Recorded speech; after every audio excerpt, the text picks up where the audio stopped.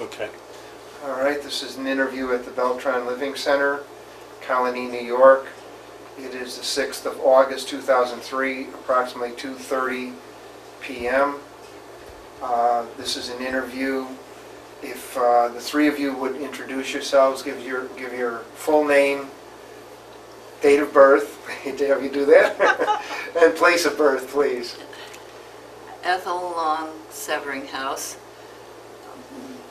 December 10th, 1918, Syracuse, New York. Frances Long Cooke, December 30th, 1916, Syracuse, New York. Mabel Colyer, April 3rd, 1921, Sydney Center, New York. Okay. Now, all three of you worked in the same defense plant. Could you tell us what plant you worked in and just tell us some of your experiences in that plant, how long you worked there, if you want to each one tell that?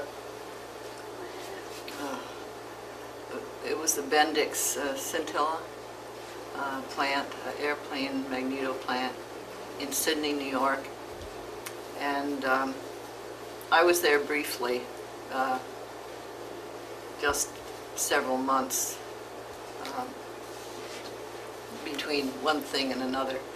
And I was in the inspection. I inspected cams and a few other things that they dragged me into. Had you ever had any experience in anything like this? Or? No experience in inspection, except that my sister had been in inspection for some long time, and I knew a little bit about it from her. Now, how long? When did you work there? What months and years? It was from September to December 1941. Mm-hmm. Okay. And Frances? I went there in 1936 in the fall, and I worked on the Rocco machines, which had a diamond point and an indicator, and you pressed it down to metals to find out if they were the correct hardness that they needed. And then I also worked on the springs that were very important. What were these things used? Springs for a what do you call them? Cam followers. They were little pieces of felt fastened to a spring, and the spring had to be tested 100% each piece because it was very important. Now, where were these pieces used? In the airplanes? Yes, with the cam followers. Mm-hmm.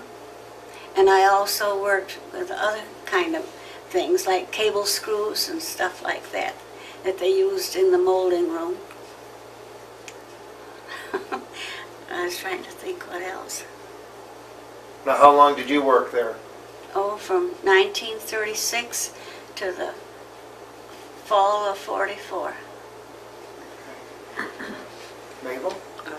I worked there from 1940 until 1945 when the war was over, and I worked on the Magneto spark plug assemblies, and it was mostly just general assembly work, and it all went into the ignition system for airplanes, and that was mostly all airplane magnetos and assemblies.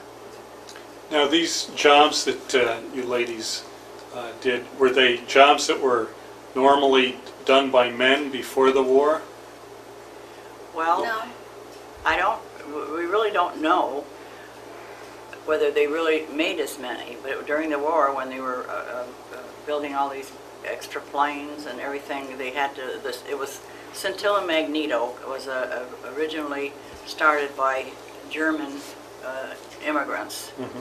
And way it was told, they made just about all of the magnetos that were used on the planes at that time.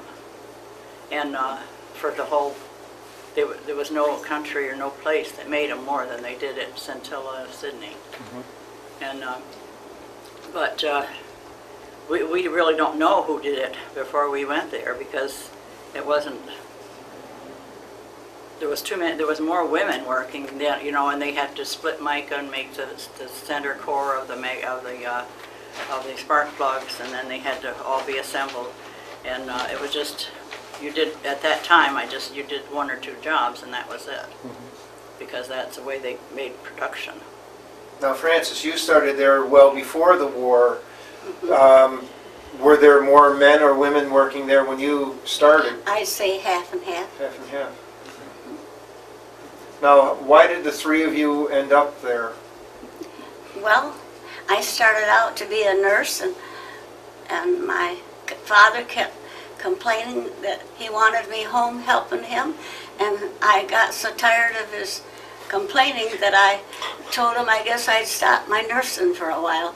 And I went there, and my Aunt Emma Louise said to me, well, Frances, you shouldn't just work in my store. You're more talented than that. She says, why don't you go down and apply to the plant? And they told me, oh, we won't hire you for quite a long time. And the next morning I got a call to come in. And I said, well, why did you select me? Because you had physics and chemistry in high school. And they figured that would go along with their medals. Now, what kind of shifts did you work? Did you work like a swing shift? Well, I did work the day shift, but during the war, I worked from 11 to 7 nights. And then I worked, sometimes they asked me to work the next day shift. So I was working 16 hours a day sometimes. Mabel, how about you? What kind Well, of shift? we worked, the war was on by then, and we worked 10 hours a day, 7 days a week. And the only time you saw daylight was if you went outdoors on your lunchtime, because the windows were all blacked over. And we used to, I lived in Oneonta at the time, and they used everything that moved on the road to get people to work, back and forth to work. And I remember it was an old bus, and they had old school seats, you know, like they have in old schools, bolted to the floor. And that's what we rode old Muller's bus to. And a lot of people from other towns around took the train any way they could get to Sydney, because Sydney was the only defense place in the area. And it was, that's all you did. You went to work and you come home, you know. But we felt quite proud of the work we were doing, and so it was worth it. Was there military there guarding the plant? Oh yeah, there was. Oh, yes. Yeah, the plant was secure, the fence all around, and they were guards, and they had Army and Navy personnel in the plant to make sure that quality control was kept the way it had to be, and things like that. Ethel, what kind of shift did you work? Well, it was a day shift because I had to go down with riders from Sydney Center, where I went down from. I was a school teacher, and I was really working during the 4 months between my summer work and my marriage. I was married in December, so and of course the war was declared 3 weeks before I was married, so and then I had to move to Saranac Lake, where my husband was a regional game supervisor. How much were you paid? 30 cents to start out with, and I ended up with $1.25 when I quit. I don't really remember what, I don't remember. what my hourly wage was. Now, did you get any kind of extra rations or anything because you worked at a defense plant? Well, at Christmas time, they gave us a little ham, probably about that big. The only thing we got was extra stamps for gas, but then everybody carpooled. And of course, as I say, we rode on the bus, on this old bus. At the time, my husband was in the National Guard, and he was down in Alabama, Fort McClellan, and so everybody from Oneonta got there any way they could. It was mostly carpooling and these old buses. They put anything on the road that would travel and take people to work. So it was, but outside of, later on, outside of extra stamps for gas, that's about the only thing I remember that they did get. Like anybody driving in carpools got some extra stamps for gas if they took passengers. Do the three of you remember where you were and your reaction when you heard about Pearl Harbor?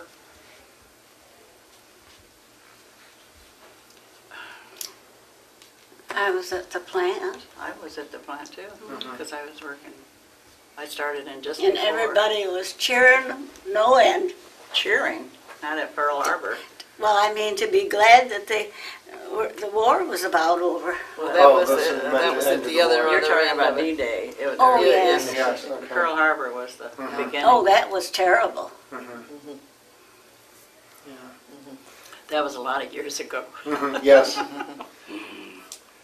Did you ever remember any celebrities coming through the plant that maybe were pushing bonds? Did they push a lot of war bonds, buying war bonds? Well, yes, they had asked us to buy them. One every month we were supposed to buy. A Did you do that? $25 one. Absolutely. We got it for a $25 bond for $18.75. And with our small pay, you can see how much Yes. we gave on it. Now, did you get paid overtime if you worked beyond 8 hours? If you work, you got time and a half. Okay. Are there any stories you want to tell that you remember from? Well, not really, but Anything that except kinda for the sticks in fact your that everybody was working long hours, but they took it all in stride because we had a good purpose, for doing it. It wasn't like you're working long hours for somebody else's profit. We were doing it because of the war effort. And we were very conscientious because we knew that those planes were dependent on our doing our job properly. And at one time, a fellow who had been an upperclassman when I was in college, Al Terhune, he came down on a plane in the Pacific and died that way while I was working there on a plane, and I always wondered whether, well, we sure hoped it wasn't the Magneto that brought him down. Okay. Did you have any questions? Let's see. Now, you are originally, you said from, Sydney Center. okay, so you said in Syracuse. Well, we were born there, but we ended up They in were Sydney born Center. first in And then our Syracuse, parents but by the moved to time, Sydney. before I came along, they came to Sydney Center to live. Okay. Now, do you live in Beltran currently? I live She in does. Beltran. Okay. She lives in Sydney, and I live in Otico. I got a quick question. When the war ended, Talk about a celebration, everybody went crazy. were you laid off or? Yeah, they sent everybody, Yes. everybody went home. They closed the plant right down, everybody went home. And then about a week later, the ones that they wanted to come back got letters. Okay. I got a letter, but I didn't go back. Did any of you go back to the plant? I did. You did. I didn't go back till 5 years later, and then I put in another 21 years down there. Oh. Oh, is the plant still Still there? going. Oh, yes. Oh, it Still is? Oh, going. yes. Yeah. Yes, it has a new name now. Amphenol. What is it? Amphenol. Oh. Well, it was Scintilla originally from when the German About 1926 came it over started. and started it up. And then it went from that to Bendix, and then it went from that to, I think there was another name in there somewhere, and then Amphenol it is now. But What do it's- they do now? They still make connectors and stuff for planes and things, although they do have some more, they have more domestic products too now that they're making. And it's still, in fact, back then, it was the only really decent employer in the whole area. People come in from Pennsylvania and everywhere to work there. And it still is, really. The O&W Railroad brought people from Middletown to Edmiston to Sydney to work. And they had 3 shifts. The train would bring a group, and then it'd go right back and get another group. It was, Okay, well, thank you very much. Did you have any other No, questions? No. Okay, Yeah. thank Thank you. you very much. Yeah. okay.